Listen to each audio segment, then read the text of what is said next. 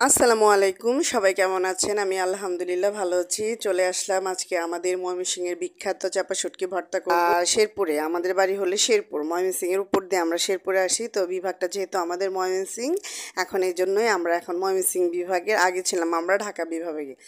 তো চলে আসুন, আজকে প্রথম পর্যায়ে চাপা শুটকি ভর্তা করার জন্য আমি সুন্দর করে মরিচ ভালোভাবে হালকাভাবে লাল লাল অবস্থায় ভিজে নিলাম। এখন আমি চাপা শুটকি দিয়ে দিলাম 8-10টা, সুন্দর করে একটু পানি দিয়ে দিলাম। এই পানির ভিতরে আমি চাপা শুটকিটাকে খুব সুন্দর করে ভালোভাবে রান্না করে নিব, মানে ভেজে ভেজে নিব, যেন একটু কাঁচা না থাকে। এই জিনিসটা অবশ্যই মাথায় রাখবেন। যখন দেখবেন যে হয়ে আসছে, একদম ভাজা ভাজা হয়ে গেছে, তখন নামিয়ে পরিবেশন করব। তো আমি এটা এখনই বলে রাখি যে এটা আমাদের ময়মনসিংহের বিখ্যাত চাপা শুটকি ভর্তা। এই ভর্তাটা অনেক দেশে অনেক অন্যরকমভাবে করে, এক একভাবে করে, তবে আমাদের অঞ্চলে যেভাবে করে সেই অঞ্চলটাই আমি দেখাচ্ছি।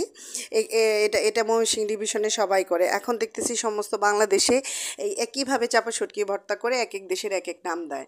তো আমি আজকে পাটায় আপনাদেরকে শুটকি ভর্তা করে দেখাবো। তো বিয়ের আগে পাটা নিয়ে বসছিলাম। বিয়ের বিগত 10 বছরে কোনোদিন আমি পাটায় আমি মরিচ বাইটা ভর্তা করিনি, কিন্তু আপনাদের স্বার্থে আজকে আমি পাটায় মরিচে সুন্দর করে পিষে নিলাম লাল মরিচগুলো, যেগুলো আমি ভেজে নিয়েছিলাম। এরই মাঝখানে আমি আবার 3-4টা কাঁচা মরিচটাও সুন্দর করে পিষে নিব। যখন আমি দেখব যে মরিচ আমার লাল মরিচ পিষা শেষ, তখন কাঁচা মরিচ পিষে নিব। এভাবে আমি রসুন সুন্দর করে বেটে নিব, আর রসুন বেটে নিব, নিয়ে তখন আমি দিব হলাম শুটকি। শুটকিগুলো যেহেতু আমার ভাজা আছে, দেখবেন কাঁটাগুলো খুব মচমচা হয়ে যাবে, একদম মিশে ফেলবো। শুটকি এমনভাবে ঘচা ঘচা ঘচা করে বাটাবাটি করবো যে দেখবেন যে একটা কাটার অংশ আপনি খুঁজে পাবেন না। আপনার কাছে মনেই হবে না যে এটা আপনি কোনো শুটকি ভর্তা খাচ্ছেন। হাতে বাছা ছাড়া একদম পাটায় বেটে আমি একদম কাটা আমি শেষ করে ফেলবো। শেষ করে ফেলে তখন আমি পেঁয়াজ দিব, পেঁয়াজ দিয়ে সুন্দর করে আমি বেটে নিব। তো এই ভর্তাটা আমার হাজবেন্ড খুবই পছন্দ করে। আমার আসলে বিয়ের পর থেকে কেউ না কেউ আমাকে বানাই দেয়, আমি কোনো দিন বানাই নাই, বানিয়ে খাই না। কারণ আমি যেহেতু মশলা বাটতে পারি না, বিশেষ করে লাল মরিচটা আমার হাত খুব জ্বলে, আমার হাতের চামড়া পাতলা, তার জন্য ওকে আসলে আমার এই ভর্তাটা করে খাওয়ানো হয় না।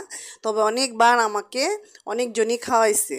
তো আজকে একজনের নাম নিলে অন্যজন কষ্ট পাবে, তার জন্য কারো আমি নাম নিচ্ছি না। তো সবাইকে অসংখ্য ধন্যবাদ। আজকে আমি নিজে করে খাচ্ছি। তো এই প্রচণ্ড গরম পড়ছে বাহিরে আজকে 3-4 দিন থেকে, একদম জীবন অতিষ্ঠ হয়ে যাচ্ছে। তরকারি তো কিছু ভালোই লাগে না মুখে, গরমের ভিতরে খেতেও ভালো লাগে না। মানে ফ্যান থেকে একটু সরলে মনে হয় গা ঘেমে যাচ্ছে, আর অস্থির অস্থির লাগা শুরু হয়ে গেছে। তো ওই যে এখন আমার ভর্তাটা অলমোস্ট শেষ, এখন আমি লবণ দিয়ে সুন্দর করে মাখিয়ে নিব। তো আপনারা অনেকে জিজ্ঞাসা করতে পারেন এটার মধ্যে তেল দিবেন না? না, আমি এখানে তেল দিব না, আমি সর্ষে তেল দিয়ে ভাজবো, তার জন্য তেল দিব না। এখন আমি সুন্দর করে মেখে মেখে মেখে মেখে একটা বাটিতে পাত্র তুলে নিব, নিয়ে লাউ পাতা। তো লাউ পাতাটা আসলে আমার বাড়ি থেকেই নিয়ে আসা, আমার শাশুড়ি পাঠিয়ে দিয়েছিল। তো আমি সুন্দর করে ফ্রিজে প্যাকেজিং করে রেখে দিয়েছিলাম লাউ পাতাটা।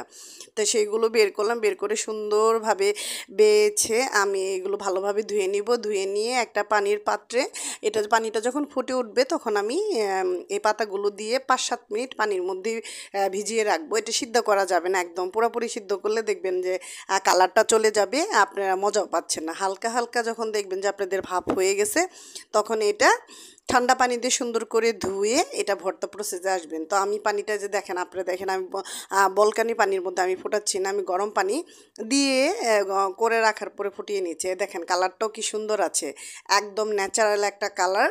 আর এখানে আমি ভর্তা দিয়ে দিব। এই পোরটা আসলে কিভাবে করে আপনারা দেখে নেন, একদম সিম্পল একটা পোর। প্রথম সাইড পোরটা একবার দেখলে আপনারা সেকেন্ড টাইম পেয়ে যাবেন। আমি আরও একটা পুর আপনাদের স্বার্থে দেখিয়ে দিচ্ছি যে কিভাবে আসলে এখানে ভিতরটা পুর দিবেন যেন খুলে না যায়। যখন আমরা তেলে ভাজবো দেখবেন সাবধানে যেন এটা খুলে না যায়। খুলে গেলে তাহলে ভিতর থেকে যে পুরটা দিছেন সেটা বের হয়ে পড়বে, তেলটাও নষ্ট হয়ে যাবে। তো এইভাবে আমি 10টা আজকে বানিয়ে নিলাম। এর মধ্যে একটা কচু পাতা ছিল, কচু পাতাটাও দিয়ে আমি সুন্দর করে করে নিয়েছি। তো এই তো আমার এখন হলো ভাজার পাড়া। আমি অল্প তেলের মধ্যে এটা ভেজে নিব, এটা বেশি তেলে ভাজতে হয় না। অল্প অল্প তেলের মধ্যে আমি 5-6টা করে দিয়ে আমি 10টাই সুন্দর করে ভেজে নিব। আর এটা গরম গরম ভাতের সাথে পরিবেশন করব। খেতেও যেমন স্বাদ, আর দেখতেও অসম্ভব টেস্টি একটা খাবার। যদি আমার ভিডিও ভালো লেগে থাকে অবশ্যই চ্যানেলটি সাবস্ক্রাইব করবেন, আমাদের জন্য বেশি বেশি দোয়া করবেন, আমাকে লাইক দিবেন, কমেন্ট করবেন। সবাই ভালো থাকবেন, সুস্থ থাকবেন, আর বেশি বেশি করে এই ভর্তাটা বেশি করে সবাই খাবেন। আল্লাহ হাফিজ।